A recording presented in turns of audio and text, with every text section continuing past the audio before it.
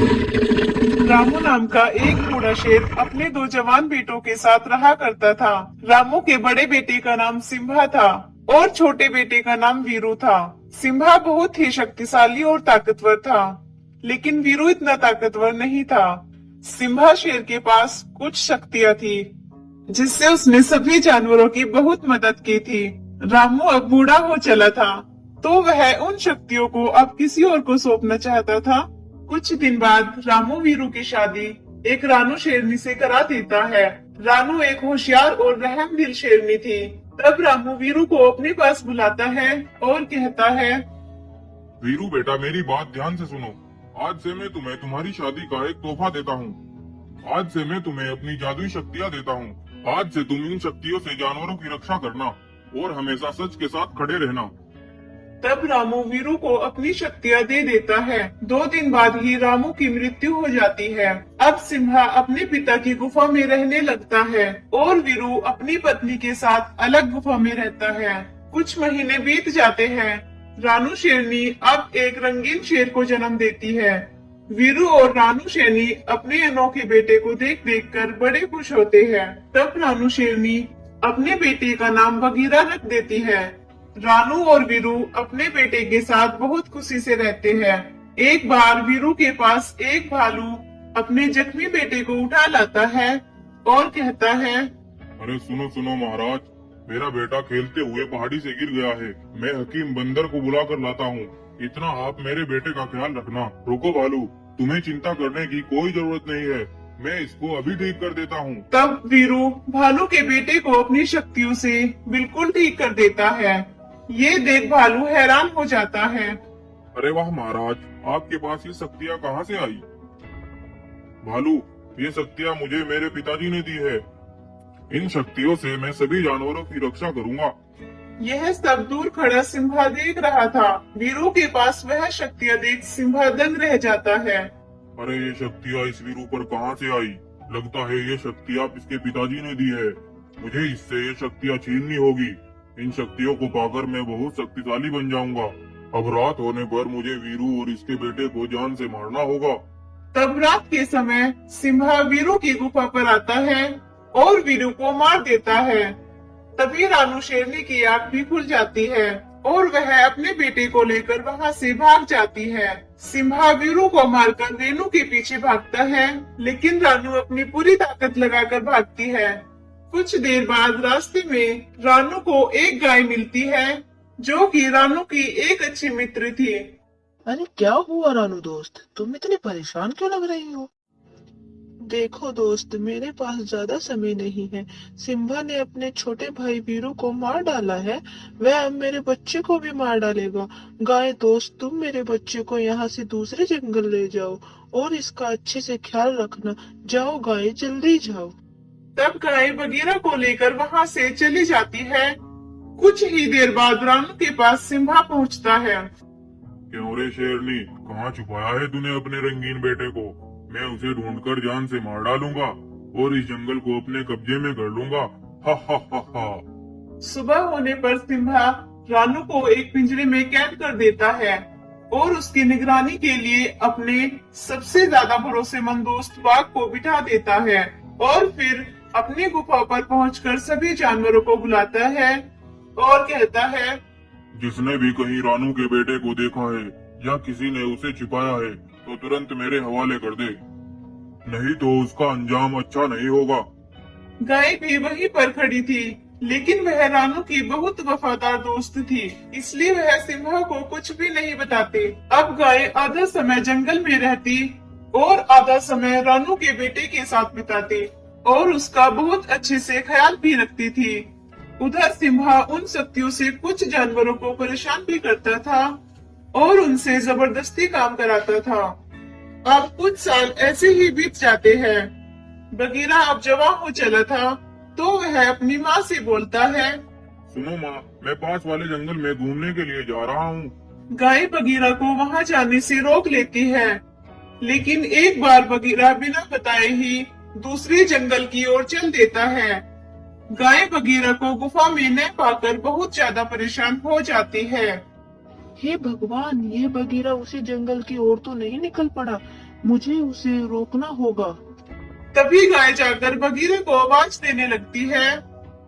बेटा, बेटा बगीरा, बेटा कहाँ हो तुम? बगीरा कहाँ हो तुम? गाय को आवाज देते सिम्हा सुन लेता है और उसके पास आकर कहता है। अरे गाय, तुम किसे आवाज दे रही हो? तुम्हारा तो कोई बेटा भी नहीं है। अरे नहीं महाराज, ऐसी तो कोई बात नहीं है। मैं भी ना ऐसे ही आवाज देने लगी थी। गाय सिम्हा शेर को झूठ बोलकर वहां से चली जाती है, लेकिन सिम्हा को उस पर शक होता है और वह छुपकर पीछा करता है। कुछ देर बाद गाय बगीरा को ढूंढ लेती है। बगीरा, मैंने तुम्हें यहाँ आने से मना किया था ना? अब चलो जल्दी से मेरे साथ चलो। वो दोनों वहां से लौट ही रहे थे कि सिम्हा उनके सामने खड़ा होता है। गाय सिम्हा को देखकर थर-थर कांपने लगती है। अच्छा, तो तुमने इसे अब तक मेरे से छुपा कर रखा था? ये तुमने गद्दारी की है गाय। अब मैं तुम्हें नहीं छोड़ूंगा। तुम्हें इसकी सजा मिलकर रहेगी। तब सिम्हा उस पर अपनी शक्तियों से वार करके गाय को घायल कर देता है। यह देख बगीरा को बहुत गुस्सा आता है। सिम्हा बगीरा को उसके माता पिता के बारे में सब कुछ बताता है। यह सुन बगीरा गुस्से से लाल हो जाता है। तब उनके बीच लड़ाई शुरू हो जाती है, लेकिन सिम्हा बगीरा को भी घायल कर देता है। तब गाय बगीरा को लेकर वहां से भाग जाती है और कुछ झाड़ियों में छुप जाती है। गाय और बगीरा जंगल में पहुंचकर कुछ जानवरों को बुलाते हैं। उधर अगले दिन सिम्हा का दोस्त बाघ सिम्हा के पास जाता है और कहता है। अरे देखो दोस्त, मैं कई सालों से उस शेरनी की निगरानी कर रहा हूँ। मैं सोच रहा था कि मैं भी एक दिन का राजा बनूं, वह भी तुम्हारी शक्तियों को पाकर। दोस्त, मैं भी देखना चाहता हूँ राजा बनकर कैसा लगता है। अरे दोस्त, तुम मेरे सबसे करीबी और वफादार दोस्त हो। मैं तुम्हें आज एक दिन का राजा बनाता हूँ। ये लो मेरी शक्तियाँ। तब सिम्हा बाघ को अपनी शक्तियाँ देकर एक दिन राजा बना देता है। कुछ देर बाद बाघ सभी जानवरों को गुफा पर बुलाता है। सभी जानवरों के साथ गाय भी आती है और बोलती है। सुनो बेटा बगीरा, उतार दो तुम इस खाल को और इन शक्तियों से मार डालो इस सिम्हा को। तब बाघ की खाल में खड़ा बगीरा बाघ की खाल को अपने ऊपर से उतार देता है। यह देखकर तो सिम्हा के माथे से पसीने छूट जाते हैं। बगीरा की इस बड़ी चाल को देखकर सभी जानवर भी दंग रह गए थे। दरअसल जब बगीरा और गाय ने सभी जानवरों को इकट्ठा किया तो एक प्लान बनाया था। सुनो बगीरा, सिम्बा का सबसे करीबी दोस्त बाघ है। आज रात तुम जाकर बाघ को मार डालना और फिर बाघ की खाल को पहनकर सिम्बा के पास जाना और उसको एक दिन का राजा बनने के लिए कहना। वो तुम्हारी बात कभी नहीं डालेगा, क्योंकि वो तुम्हें अपना सबसे करीबी और अच्छा दोस्त समझता है। इस तरह से बगीरा ने सिम्हा से वह शक्तियां आसानी से छीन ली और उन शक्तियों से सिम्हा को जान से मार डाला और फिर उसके बाद से अपनी माँ शेरनी के साथ वो जंगल में हंसी खुशी रहने लगा। एक जंगल में एक खतरनाक शेर रहता था। वो सभी जानवरों का दुश्मन था। उससे सभी जानवर बहुत परेशान थे, क्योंकि जो भी जानवर उसे दिखाई देता वह उसे मारकर अपना शिकार बना लेता था। उस जंगल में एक पेड़ के नीचे एक डायनासोर का भी परिवार रहता था। परिवार में दो छोटे छोटे बच्चे भी थे। एक दिन शेर शिकार के लिए निकलता है, तभी उसे एक डायनासोर का परिवार दिखाई देता है। उस दिन शेर बहुत ही भूखा था। उसे कोई शिकार नहीं मिला था, इसलिए शेर डायनासोर का शिकार करने का फैसला कर लेता है। शेर दांव लगाकर उन पर जोरदार हमला कर देता है। तभी एकदम से डायनासोर शेर को हमला करते देख लेता है और डायनासोर शेर को अपनी विशाल पूंछ से बहुत जोर से मारता है। शेर दूर जाकर गिरता है और डर के भागते हुए बोलता है, आज तो ये मेरे हमले से बच गए, लेकिन अगली बार मैं इन्हें नहीं छोड़ूंगा। फिर अगले दिन शेर जब शिकार के लिए निकलता है तो उसे डायनासोर के बच्चे खेलते हुए दिखाई देते हैं। शेर उनको देखकर बोलता है, लगता है आज ये दोनों बच्चे अकेले हैं। मैं इन दोनों का मजे से शिकार कर सकता हूँ। तभी शेर को आते देख डायनासोर के बच्चे डर के मारे भागने लगते हैं। भागते भागते उनमें से एक बच्चा शेर की पकड़ में आ जाता है।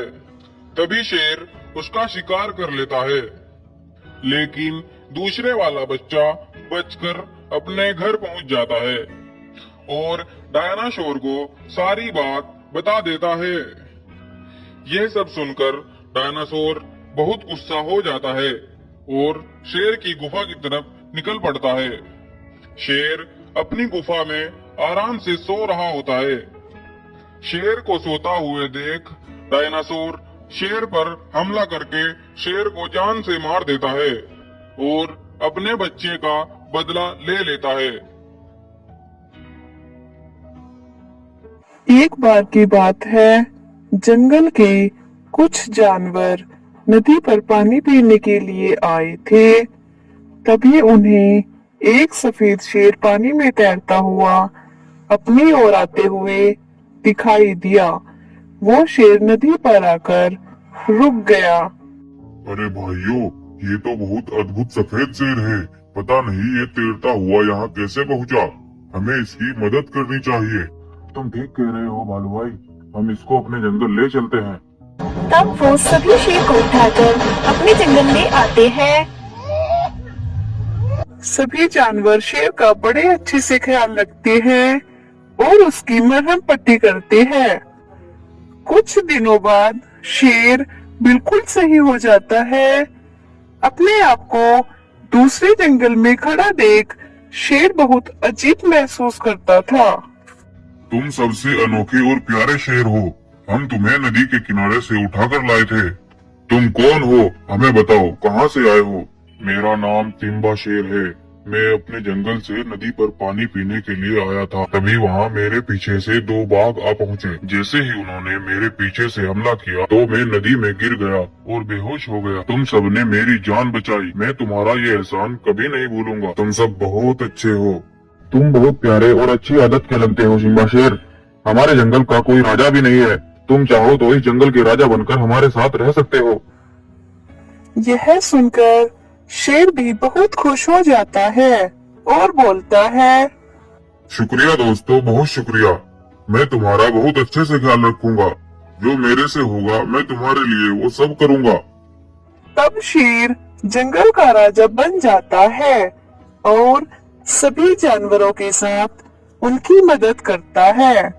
सभी जानवर अपने राजा से बहुत खुश थे, लेकिन ये खुशी ज्यादा दिन तक न चल सकी, क्योंकि वो दोनों खूनी बाघ भी अब उस जंगल में ही घुस आए थे।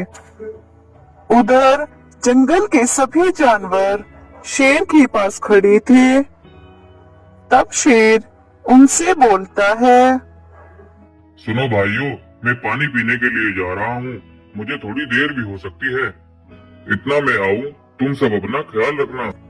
इतना बोलकर शेर पानी पीने के लिए चला जाता है।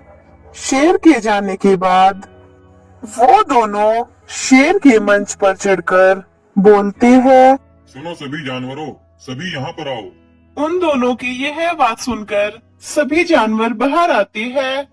अरे ये कौन है और राजा शेर के मंच पर क्यों खड़े हैं? पता नहीं, चलो चलकर पता करते हैं। तब सभी जानवर उनके सामने आ जाते हैं। तब बाघ बोलता है, सुनो सभी जानवरों, सुनो। आज से हम दोनों इस जंगल पर राज करेंगे। हमने फैसला किया है कि तुम में से कोई भी एक जानवर हमारे भोजन के लिए आएगा, और अगर तुमने ऐसा नहीं किया तो हम तुम्हें एक ही दिन में भून डालेंगे। समझ गए? इतना बोलकर वो दोनों शेर की गुफा में जाकर आराम करने लगते हैं। कुछ देर बाद शेर सभी जानवरों के पास जाता है। सभी को उदास खड़ा देख शेर पूछता है, क्या हुआ दोस्तों, क्या बात है? तुम सब इतने उदास क्यों हो? तब गाय शेर को सब कुछ बता देती है। सब कुछ सुनने के बाद शेर को बड़ा गुस्सा आता है। ये वही बाघ है जिन्होंने मुझे मारने की कोशिश की थी। तुम में से कोई भी उनके पास नहीं जाएगा। अगर उन्होंने तुम्हें थोड़ा भी नुकसान पहुंचाया तो मैं उन्हें छोड़ूंगा नहीं। तभी शाम होने पर दोनों बाघ जानवरों के पास आते हैं। तुम्हें समझ नहीं आता, हमने